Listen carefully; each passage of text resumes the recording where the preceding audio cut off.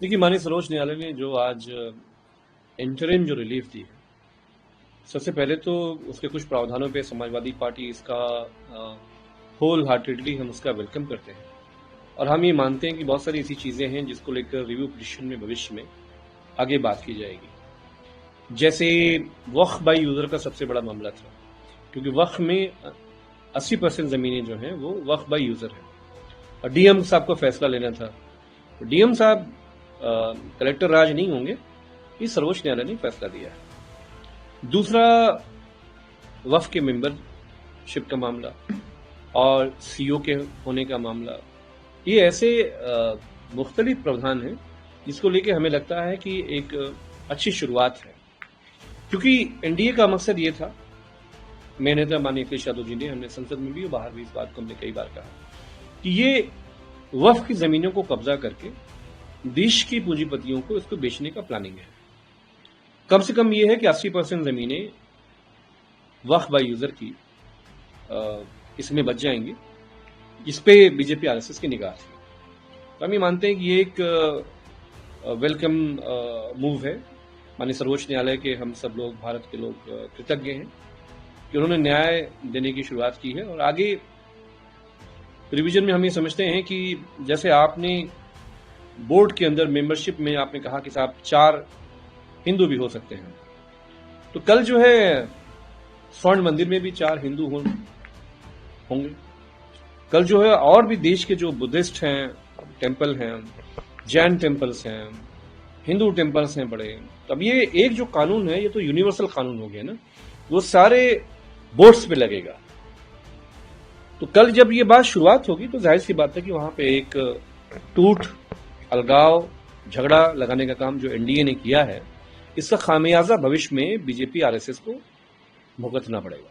आप कह रहे हैं कि ये फैसले का आप स्वागत करते हैं क्योंकि आप लोगों की मांग या जो मुस्लिम पर्सनल लॉ बोर्ड ये जो भी पार्टीज थी, लेकिन उसमें अभी सरकार की तरफ से कहना ये कि उन्हीं की जीत है, उन्होंने जो प्रावधान रखे थे एक तरह से सभी को एक्सेप्ट किया गया। 1-2 में वो भी अंतरिम फैसला है, बाकी तरह से जो कॉन्स्टिट्यूशनल ठहराया है सुप्रीम कोर्ट ने पूरे वक्त अमेंडमेंट 2025 के लिए।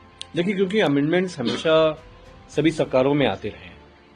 हमारा ये मानना है कि अगर जमीनें सरकार के अधीन कब्जा है, शहनवाज जी से लेकर जब वो मंत्री थे तो वो चाहते थे कि सरकार ने जितनी भी वक्फ की जमीनों पर जो प्रॉपर्टीज पर बिल्डिंगें बनी हुई हैं, वो चाहते थे उसको भी छुड़ाया जाए। तो अगर एनडीए ये कह रहा है कि उनकी जीत है, तो हम ये कहेंगे कि जहां जहां पे भी हजरतगंज से लेकर जितनी भी सरकारी बिल्डिंगें जो वक्फ की जमीनों पर बनी है, उसको छोड़ा के आप वक्फ बोर्ड को दीजिए। अगर आप मुस्लिम के पक्ष में, उनकी हिमायत में, उनके लिए अच्छी बात करने के लिए आप आगे आए हैं, उन जमीनों को छुड़ाइए आप। सीधी सी बात है कि सरकार ने जिलेवार उत्तर प्रदेश में जमीनें चिन्हित करी थी, तो चिन्हित करा के, डिस्प्यूट करा के और फिर डीएम साहब फैसला दे देंगे। तो हम ही मानते हैं कि जो कुछ भी शुरुआत हुई है और जो डीएम का जो मामला है, ये मुख्य जीत में से एक है।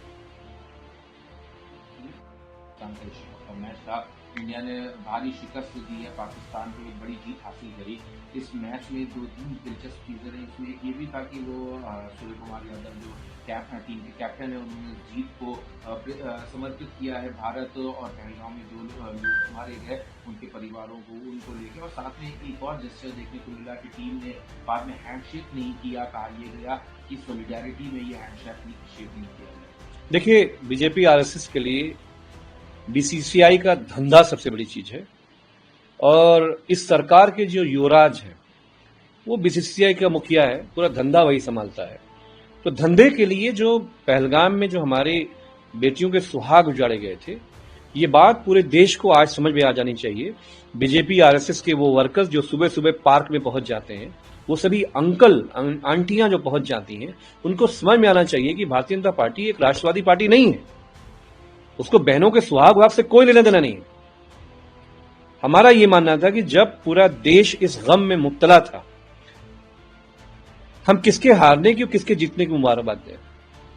हमारा यह मानना कि इस मैच में भारत की सरकार को जिसको फैसला लेना था, भाई इस भारत की क्रिकेट टीम खेलेगी, यह फैसला भारतीय जनता पार्टी ने लिया है।